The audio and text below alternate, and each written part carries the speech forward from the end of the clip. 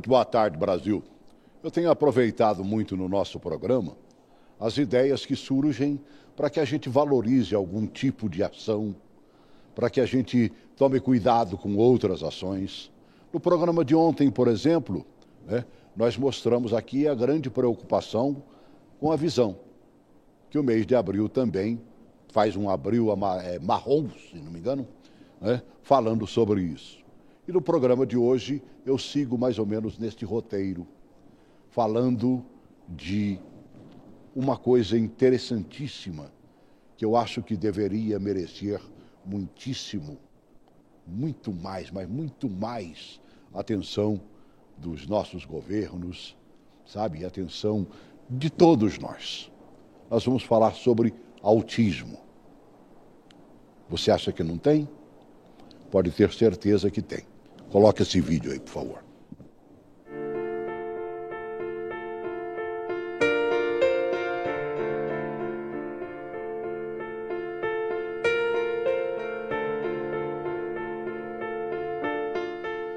O consenso mundial é que atualmente 1% da população mundial é portadora do TEA, que é o transtorno do espectro autista, o autismo.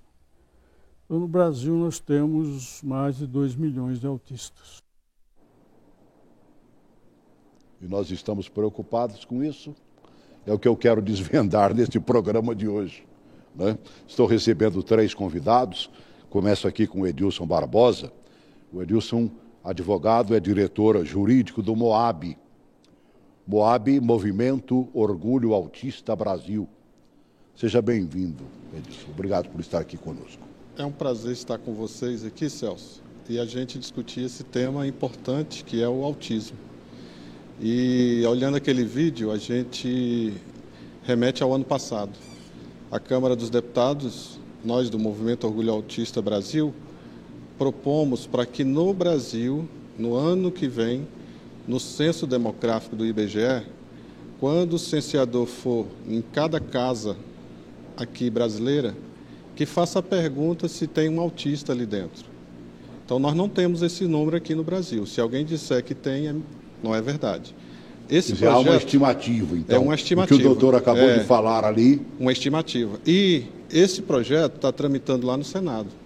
Então, nós precisamos de que os senadores eles vejam que isso é importante para que os governos, tanto municipal, quanto estadual, quanto o governo federal, possa implementar políticas públicas com dados, com números. Então, esse projeto é bem importante para o Brasil inteiro. Recebendo no programa de hoje também, Mônica Chamisso, formada em Pedagogia pela Universidade de Brasília, especializações em Psicopedagogia e também em Educação Inclusiva. Ela é professora da Secretaria de Educação, aqui do Distrito Federal, já há 30 anos, sendo 15 em Educação Especial com estudantes TEA, que a gente chama, né? Isso. E o TGD, que você vai me explicar depois o que é isso também, né? Transtornos globais de desenvolvimento, transtornos do espectro autista. Está mais do que explicado. Seja bem-vinda, viu, querida? Obrigada. Eu que agradeço a oportunidade de falar um pouco sobre a educação de autistas. Nós ainda temos muito o que caminhar quando o assunto é a educação de estudantes com autismo. Nós temos hoje estudantes que não têm os seus direitos preservados quando o assunto é a educação. Nós temos ainda muito o que caminhar com relação à capacitação de profissionais, com relação à estrutura das escolas. Nós ainda temos muita coisa o que caminhar. Você diria que em 15 anos, nesta prática, não mudou nada? Ou mudou, pelo menos sim, nós tivemos algumas mudanças. No entanto, mudanças muito sutis. Não são mudanças que realmente façam grande diferença na educação desses estudantes. Eu fico imaginando até o abraçar essa causa como professora, sim, não deve ser muito aceito não, né? As pessoas nos olham com um certo espanto, às vezes. Nossa, mas você trabalha com autista, é muito difícil. Realmente, nas condições que nós temos hoje, nas escolas públicas principalmente, realmente as nossas condições são muito precárias para o atendimento que nós consideramos como ideal. Nós ainda temos muito o que melhorar. Olha, estão recebendo também no programa de hoje, já deram algumas aberturas de câmera, né, e já mostraram os 3 participantes. Entre eles, sempre que vou tratar desses tipos de assunto, eu faço questão de ter meu amigo Antônio Leitão, professor, jornalista e um defensor de causas quase que impossíveis, né? Foi citado aqui, por exemplo, pelo Edilson, né, que está rolando no Senado. Se não tiver alguém cutucando no Senado, não sai, Edilson. O Leitão é bom para esse tipo de coisa, viu? Ele é um perturbador mor, em bom benefício. Seja bem-vindo, meu caro perturbador mor. Obrigado, Celso. E eu quero aproveitar a oportunidade aqui e colocar o seguinte. A melhor ideologia chama-se solidariedade. Krishnamurti, um pensador indiano. E isso nos remete a uma coisa muito interessante. Ninguém tem a maior dor do mundo. Todos nós temos dores. Só que, se tivermos amor, a gente é capaz de se dar as mãos, é capaz de colocar em prática a democracia da partilha, a democracia da soma, a democracia do humanismo através do diálogo, que um diálogo acolhedor, que pregue o entendimento e a aceitação das diferenças, para que as diferenças sejam aceitas. E quero parabenizar o movimento Orgulho Autista Brasil por essa lei, políticas públicas possíveis, porque eu acho que é isso que nós estamos precisando. Isso é o óbvio, né? Se não sabemos o quanto somos, faremos o quê? Né? Quase sempre, num Brasil muito regrado, né, com gastos, principalmente na área educacional, na área de comportamento, né, você quase sempre tem gastos lá embaixo. Se o número for muito maior do que se anuncia. Até porque a Lei Berenice Viana, que é a lei federal que trata da questão dos autistas, chama Berenice Viana por causa de uma mãe, que é lá de São Paulo, que veio a Brasília junto com o Moab, junto com outros pais e próprios autistas, e aprovou em 2012 essa lei federal, que igualou os autistas a pessoas com deficiência.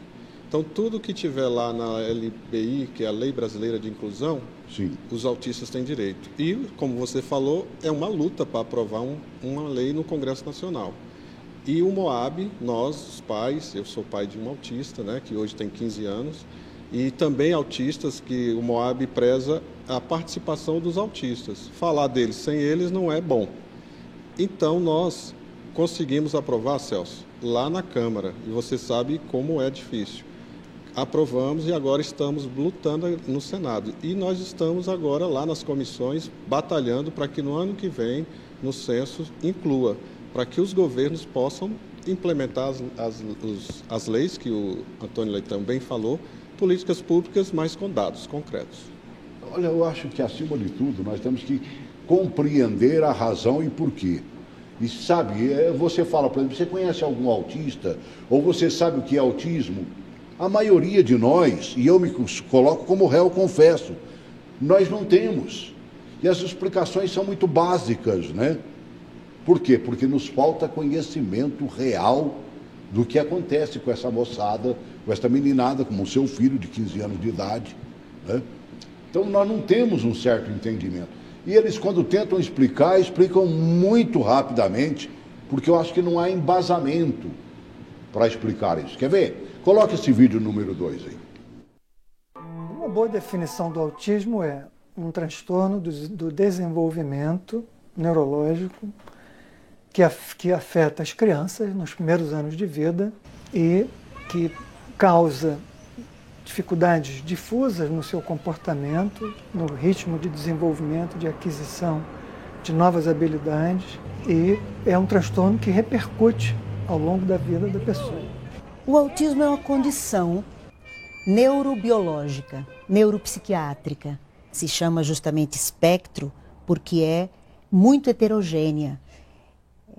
Envolve uma sintomatologia de desatenção, então a criança apresenta dificuldades no entendimento da linguagem, tanto oral como linguagem de expressão, e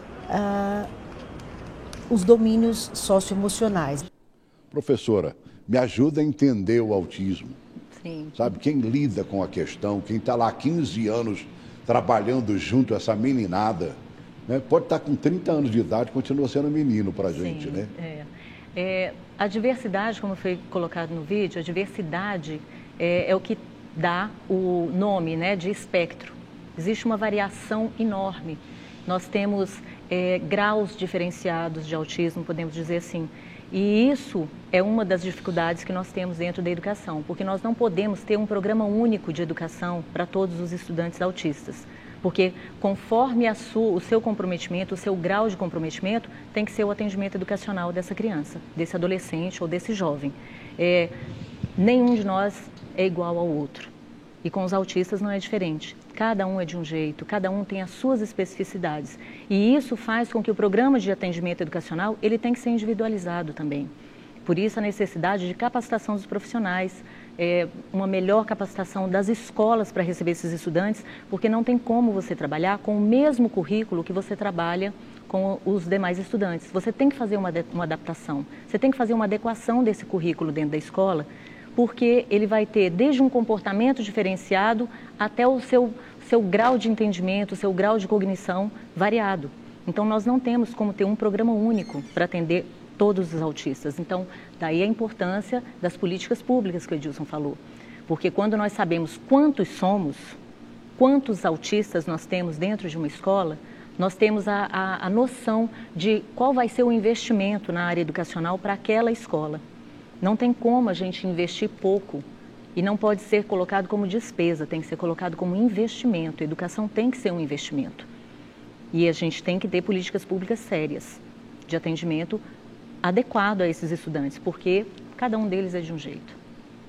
Você, no caso, por exemplo, atende crianças que vêm dos diversos lugares? Sim. São quantas crianças, por exemplo, que você atende lá na escola? Na nossa escola, nós temos cerca de 200 estudantes, sendo que desses estudantes, 33 são autistas.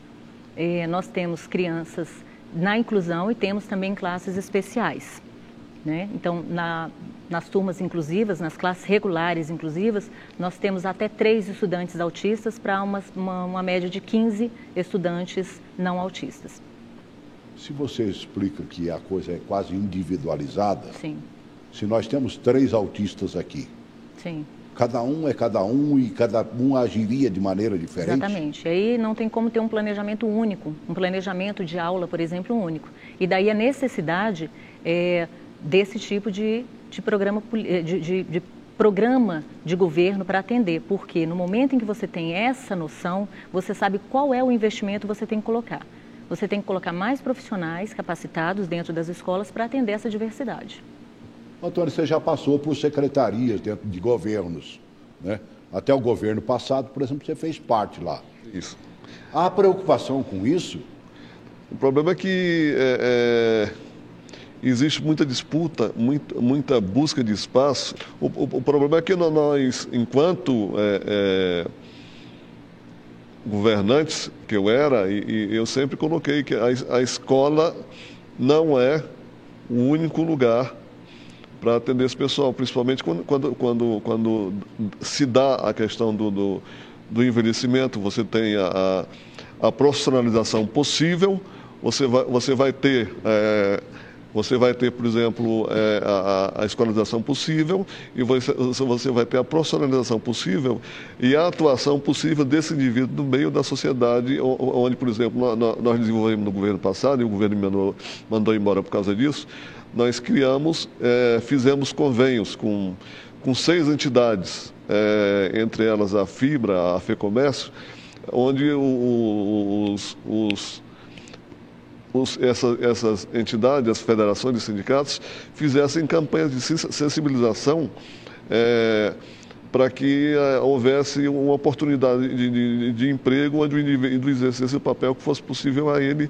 E lógico que ele vai ganhar um salário de acordo com aquilo, com o que ele consegue desempenhar. Porque, na verdade, só que tem que ter cuidados especializados, porque, na verdade, as pessoas têm potencial. Todo mundo tem potencial, só que todo mundo tem fragilidades também. Então, não adianta eu querer explorar as suas potencialidades e não cuidar das suas fragilidades.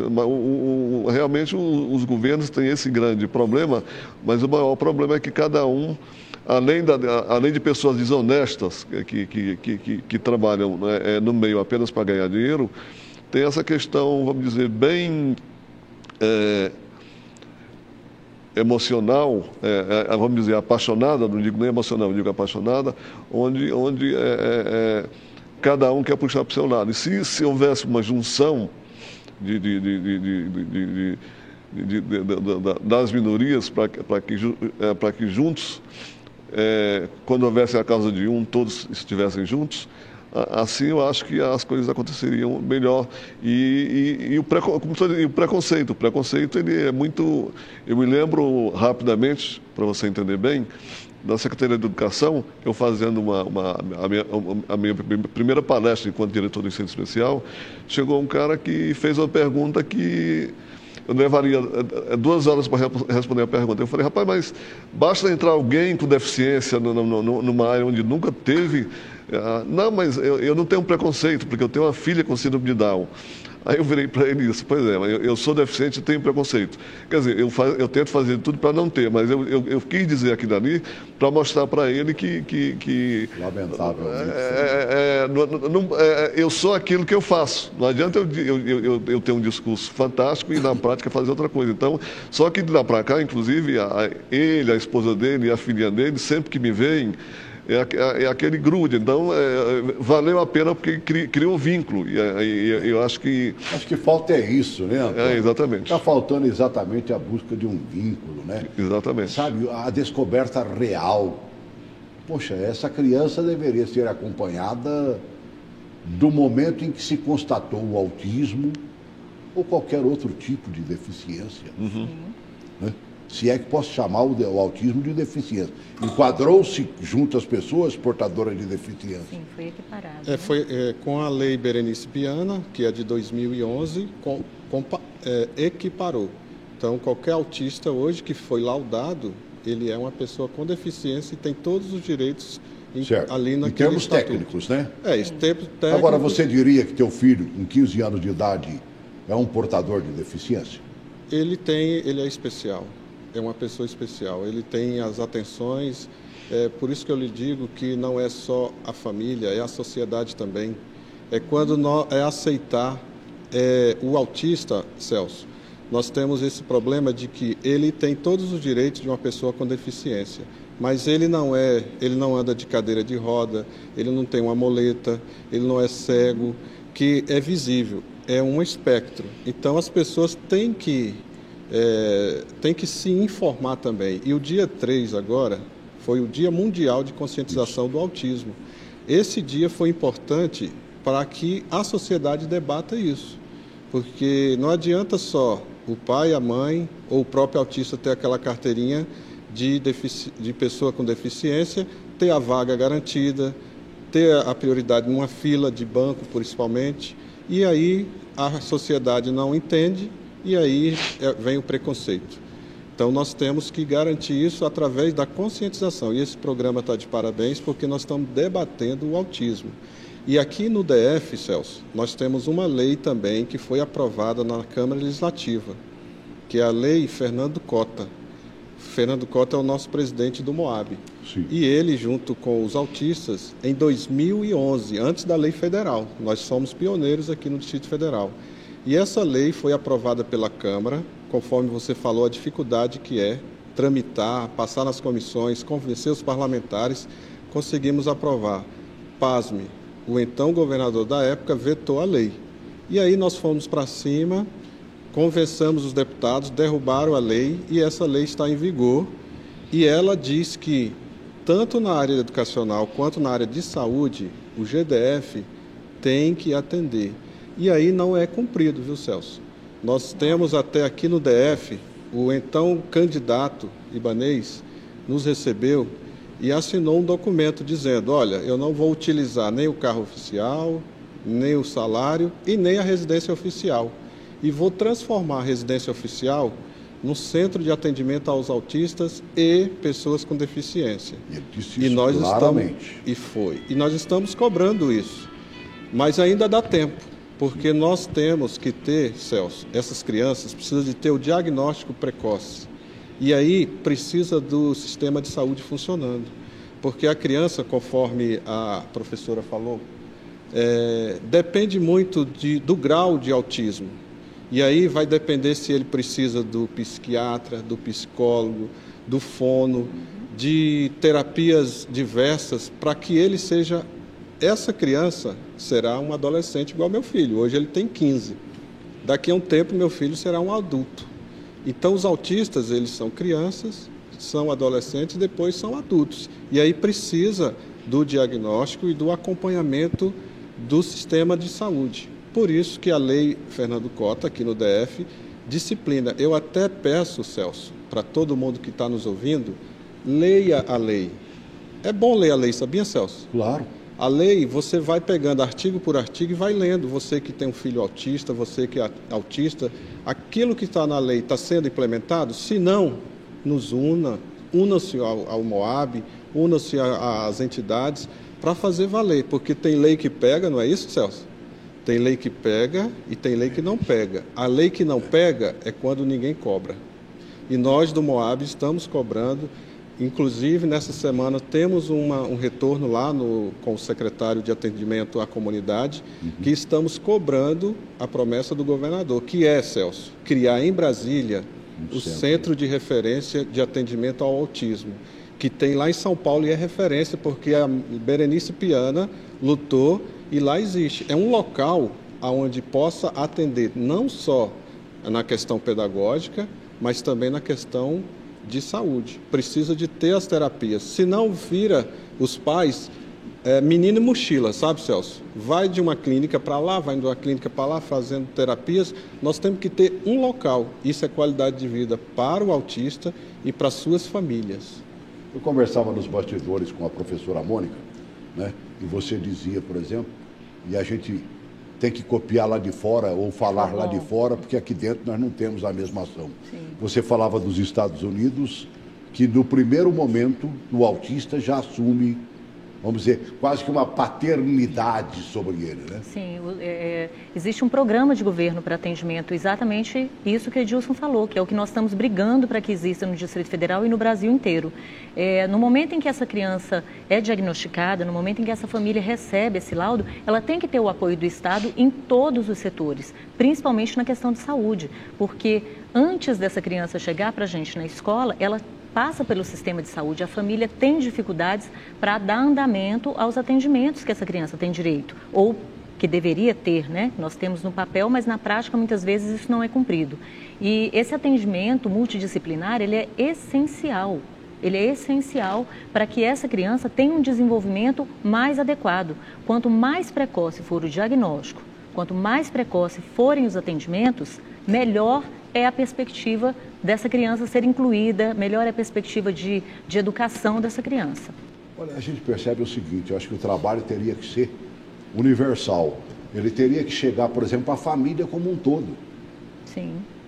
Esses vídeos que nós já mostramos aqui, vou mostrar mais um agora, foi de um programa especial que a TV Brasil fez sobre autismo. E mostrava, por exemplo, neste programa, a dificuldade, às vezes, de aceitação no primeiro momento do filho autista. A mãe não está preparada, a cabeça não está no seu devido lugar, não há um acompanhamento, eu diria, psicológico para ela, e talvez até educacional, de quem já milita na causa, mostrando que se pode fazer muitas coisas. E aquilo que o Edilson colocou, das dificuldades, né? Porque quando você tem uma pessoa que usa uma cadeira de rodas, uma pessoa que usa uma muleta, é visível.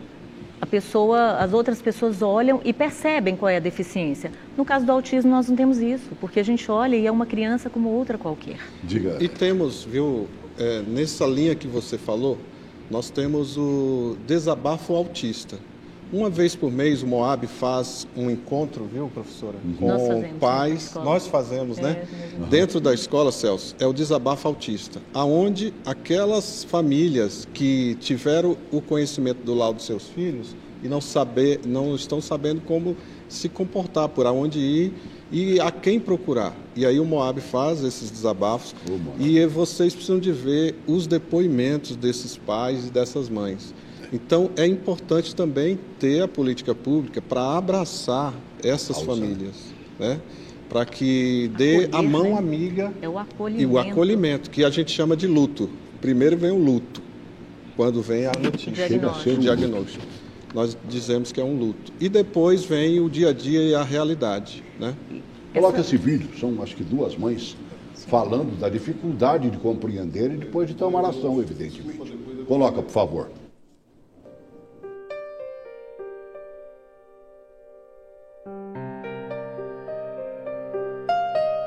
4 anos e meio para 5 anos, ele começou a ter crises mesmo, né, de ansiedade, as famosas birras, que as pessoas acham que são birras, mas não são birras, são crises causadas pelo excesso de estímulos que para eles podem ser muito difíceis de serem assimilados.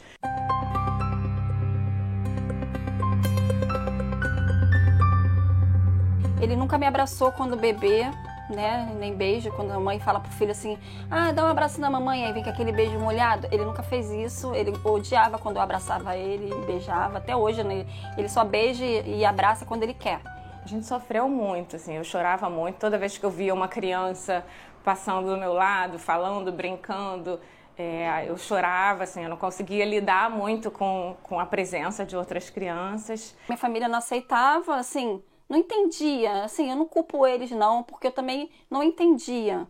Eu achava meu filho estranho. Ele chegava numa festa, ele gritava, ele chorava. Eu tinha que sair da festa rapidamente, entendeu? E aí quando eu recebi aquele diagnóstico, eu falei, poxa, agora acabou pra mim, né?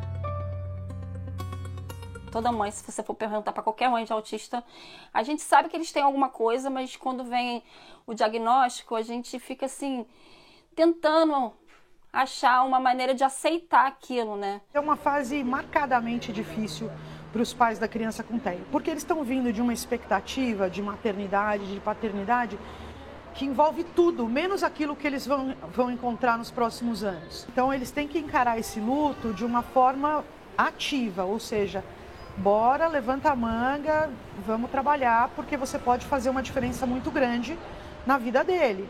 Entendeu? Então, assim, vamos acolher, mas ao mesmo tempo vamos superar esse luto logo, vamos usar esse luto como força para a mudança. É um luto porque é uma perda de uma criança idealizada, que você imagina que no futuro ele vai fazer isso. Todo mundo pensa, né? A gente não deveria, mas a gente pensa, será que meu filho vai ser médico, advogado, vai ser campeão de natação, vai ser campeão de judô? E assim, você vai começando a ver que o seu filho não vai ser nada daquilo. Então, vão sendo lutos que você vai encarando ao longo da vida, assim. Impressionante. É assim mesmo, Pedro? É porque o nosso filho, eu vou falar da nossa experiência, porque quando a gente está aguardando o filho, espera com saúde, a criança agitada e comunicando com você. O meu filho, ele não fazia isso, a gente percebe, e hoje, ao dar palestra, eu falo isso. Como é que eu vou perceber que meu filho possivelmente é um autista? E aí eu sempre coloco 3 temas, ó. A comunicação. Ele se comunica contigo? Por exemplo, a gente colocava no berço aquele brinquedo Mob e ele não ficava olhando. Ele não ficava... Que toda criança faz. Você conversava com ele, ele não prestava atenção. E a dificuldade de comportamento e interação, viu, Celso? No aniversário de 1 ano do nosso filho, aquela coisa bonita, a família junto e tal. Quando terminou a festa, sabe para onde nós fomos? O hospital. Ele ficou internado por causa do barulho. E aí eu rogo nesse programa, Celso, uma coisa muito importante, que é o barulho. As pessoas dentro das ruas, das casas, nos seus apartamentos, têm que entender quando há um autista, diminui o som. E outra coisa que nós vamos falar lá na reunião com o GDF, os motoqueiros, Celso. eles estão tirando o silencioso das motos. E aí, para um autista, é a pior coisa da vida dele. Então, nós temos que ter essa consciência da questão do comportamento, da questão da comunicação. E você, que tem alguém na família que tem um autista, não é porque os pais não sabem criar. Aquele menino, ele é peralta, não tem limite, não é isso. É o comportamento. E isso é também a conscientização que esse programa e outros programas estão debatendo a questão do autismo. Então, se seu filho não interage contigo, se seu filho tem problema com barulho, se ele tem problema de comportamento, porque eu tenho outra filha, Celso, e ela não tem o autismo. Certo. E é totalmente diferente o comportamento dela com ele. Então, isso se percebe-se informando. Então, nós temos que dar qualidade a eles, dando qualidade aos pais e dando qualidade para a sociedade se informando. Celso. Barulho eu moro em Águas Claras, meu Deus do céu, o barulho das motos ali é impressionante, né? Parece que invade a casa da gente, né?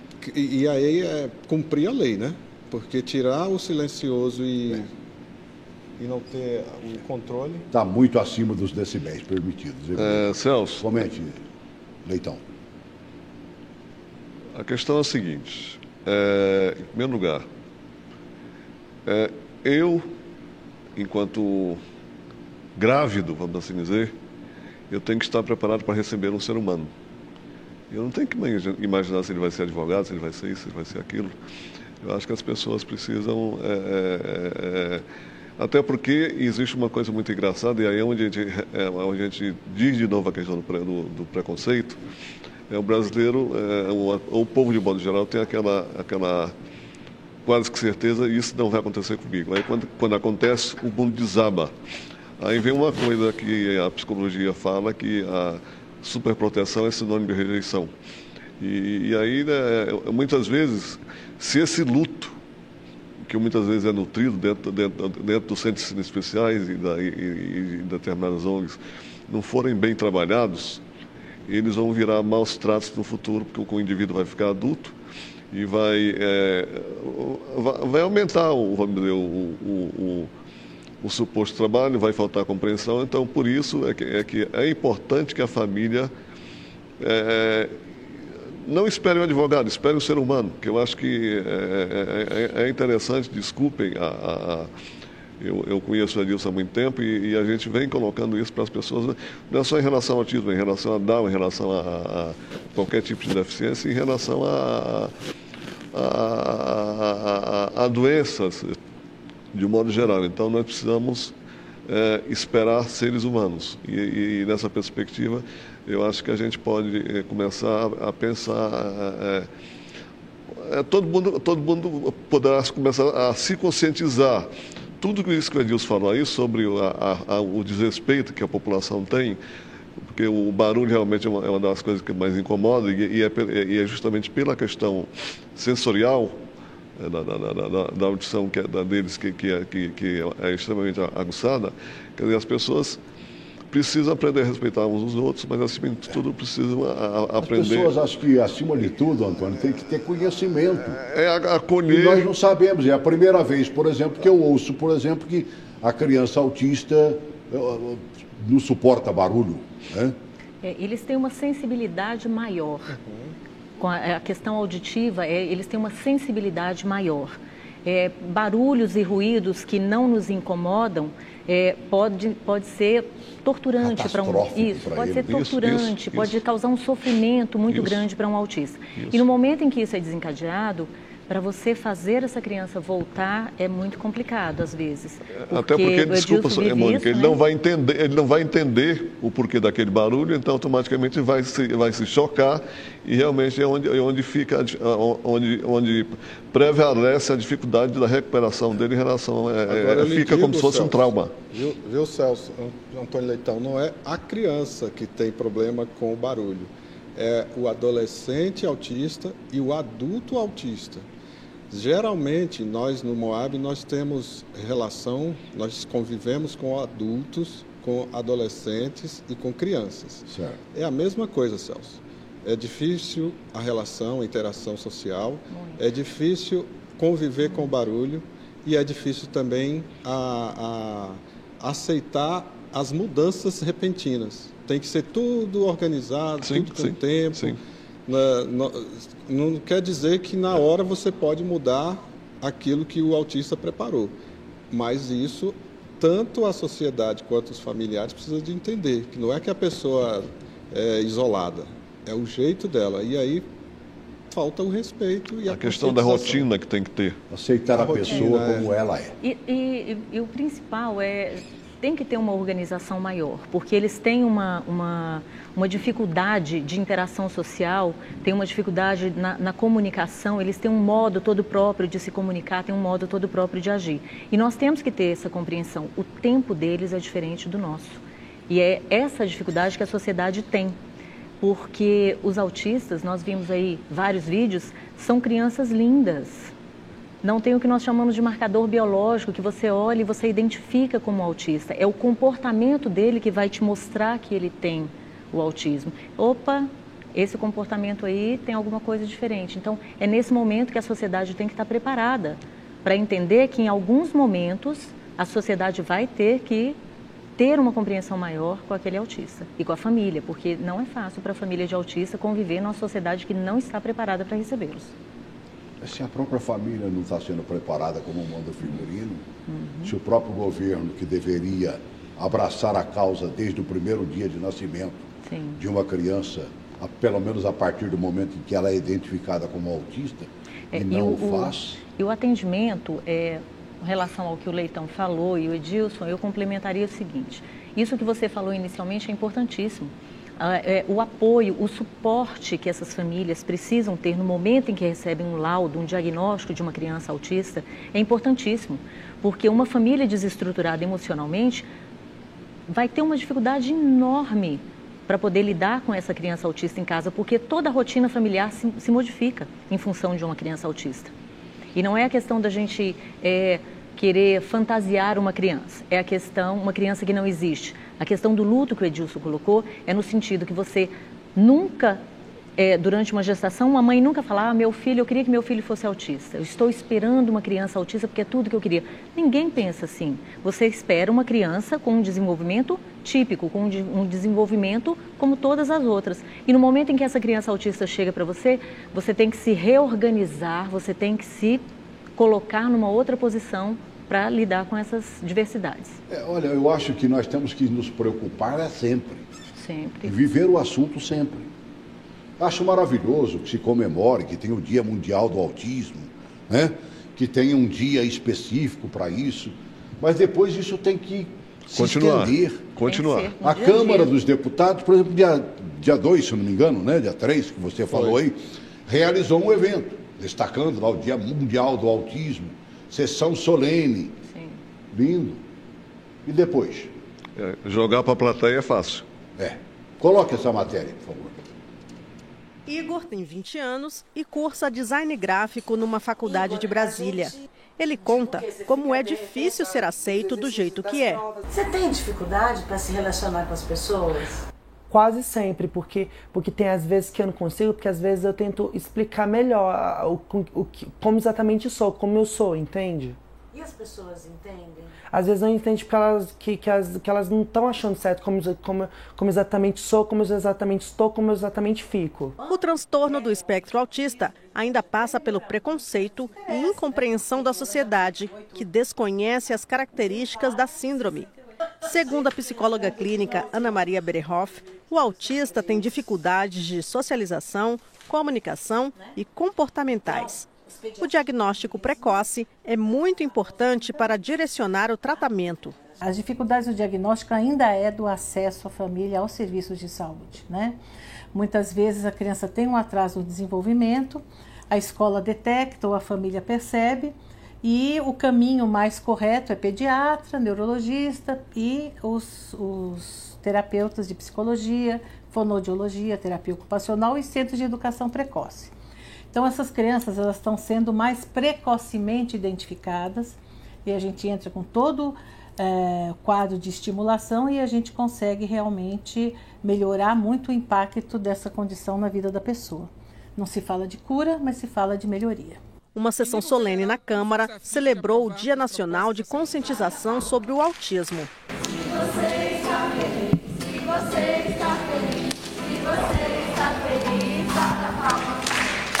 Na Câmara tramitam 48 propostas referentes ao autismo. O deputado Amaro Neto é autor do projeto que garante atendimento educacional especializado gratuito voltado para o desenvolvimento intelectual, social e afetivo dos autistas no ambiente escolar. O que a gente ouve da participação de pais e responsáveis é que o trabalho ainda é muito pequeno e quando no momento precisa garantir a inclusão dessa criança, o que nós temos são estagiários, pessoas que ainda não estão preparadas para o dia a dia no ambiente escolar ou até mesmo preparadas para lidar com uma criança com autismo.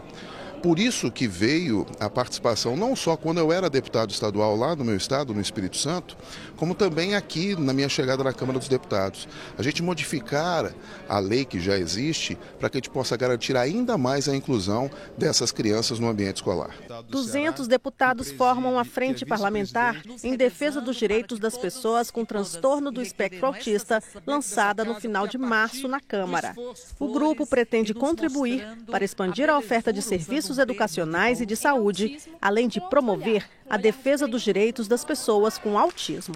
O autista, ele está dentro do rol das pessoas com deficiência. Então, todos os direitos que foram adquiridos pelas pessoas com deficiência devem também ser destinados ao autista. A inclusão, o respeito, o espaço no mercado de trabalho. Todavia, na prática, isso ainda não ocorre, dado a desatualização, a não atualização de alguns dados, de alguns órgãos, de alguns sistemas e também a não compreensão da sociedade. Por isso, a Frente Parlamentar tem esse intuito também de trabalhar com a sociedade, demonstrando que o autista é uma pessoa com deficiência, mas que merece respeito e inclusão dentro da sua especificidade e fazer valer a pena esse direito. Professora, o aluno que apareceu logo no começo foi seu aluno, né? Não, foi aluno da nossa escola. Da sua escola? Isso, ele foi aluno da nossa escola. E o que a gente vê realmente é isso daí. A lei é muito bonita, ela é uma lei... Todo mundo sabe o que precisa. Isso, mas na hora de colocar isso em prática, de normatizar, os estados não fazem isso. Então, nós temos que ter uma política séria de capacitação de profissionais, de adequação dessas escolas, dessas políticas públicas todas, para atender de uma maneira adequada às especificidades, como o deputado falou, dos autistas. Eles não são pessoas como as outras. As suas características são bem marcadas, são muito diferentes de outras deficiências. Então, nós precisamos realmente de um programa de governo que atenda a essas especificidades. A inclusão é um caminho sem volta. Precisamos falar mais sobre isso. A inclusão é um caminho sem volta. Nós temos que levar esse assunto muito a sério. Eu me coloco à disposição de vocês para isso. Obrigada. Antônio Leitão, arremata aí. Não existe inclusão por decreto e as pessoas precisam...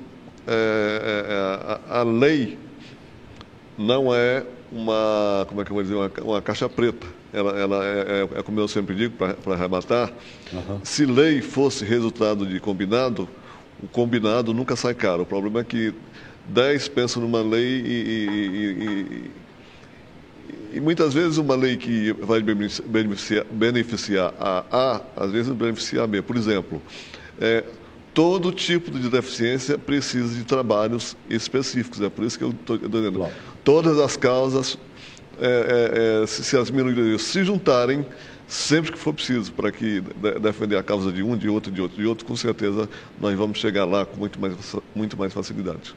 Tá, obrigado. Arremata, Ezequiel. Pois é, eu acho que esse programa foi bom para que a gente possa demonstrar para a sociedade que os autistas existem, né? Que as famílias precisam de apoio. Peço para todo mundo ler as leis, ler a Lei Berenice Viana, ler a Lei Fernando Cota, ler o artigo 5º da Constituição e cobrar. Vamos fazer com que essas leis sejam implementadas. Se não for, aí tem que ajuizar mesmo, porque todo autista tem direito à turma reduzida, a fazer a prova separada, Celso. Certo. Tem aluno autista que, em vez de fazer escrito, ele vai fazer oral a prova. Entendi. E aí tem que estar preparado. O plano de saúde também não pode limitar as terapias, que quem define o número é o médico. Então, tudo isso vai ser implementado quando você, autista, quando você, familiar de autista, saberem cobrar e fazer com que a lei seja implementada. Então, está de parabéns aqui esse programa e temos que debater mais o autismo. O Moab está pronto para receber as pessoas e pelo colaboração, site, sobretudo. Isso, né? Pelo site www.moab.org.br vocês terão acesso a todas as informações e nossas atividades aqui no Distrito Federal e no Brasil. Falamos muito, professor, eu não disse a escola. Escola Classe 416 Sul. Poxa, lá no final da Asa Sul ali. Sim, nós atendemos muitos autistas. Tá ótimo. Com o maior amor do mundo. Eu imagino, imagino. Obrigado por ter vindo. Obrigada. Ezequiel, obrigado. Leitão, obrigado. Né? Olha, gota d'água no oceano, mas fizemos a nossa parte. Demos a nossa gotinha. E espero, sinceramente, continuar contribuindo para esse assunto, para que haja real conhecimento. Se aprendemos um pouquinho mais hoje sobre o autista, poderemos aprender muito mais e, consequentemente, colaborar e conviver muito mais. Grande abraço.